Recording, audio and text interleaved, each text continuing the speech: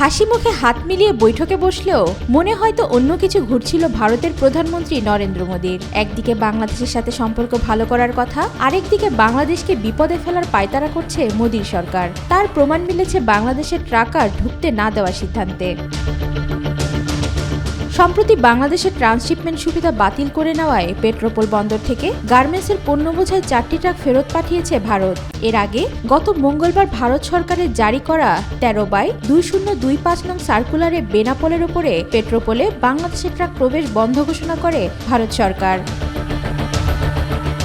এর ফলে বুধবার থেকে ভুটান, নেপাল ও মিয়ানমারের সঙ্গে বাংলাদেশের দ্রুত বাণিজ্য করার পথ বন্ধ হয়ে যায়। তবে এখনও বাংলাদেশের মংলা ও চট্টগ্রাম বন্দর দিয়ে ভারতের পণ্য খালাস ও আনা নেওয়ার সুবিধা চালু রয়েছে।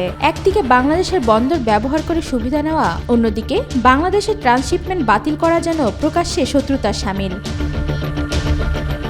এর আগে ফ্যাসিস্ট হাসিনা সরকারের আমলে বাংলাদেশকে নিজেদের ভূমি হিসেবে ব্যবহার করত ভারত, কিন্তু 5 আগস্ট পরবর্তী আর সেটা করতে পারছে না মোদী সরকার। বরং ভারত ছাড়া অন্য সকল দেশের সাথে সুসম্পর্ক গড়ে ওঠায় বাংলাদেশকে কোণঠা করার পায়তারা করছে ভারত। মোদী সরকারের প্রকাশ্য ষড়যন্ত্রের নিন্দা ঘুরে বেড়াচ্ছে সামাজিক মাধ্যম জুড়েও।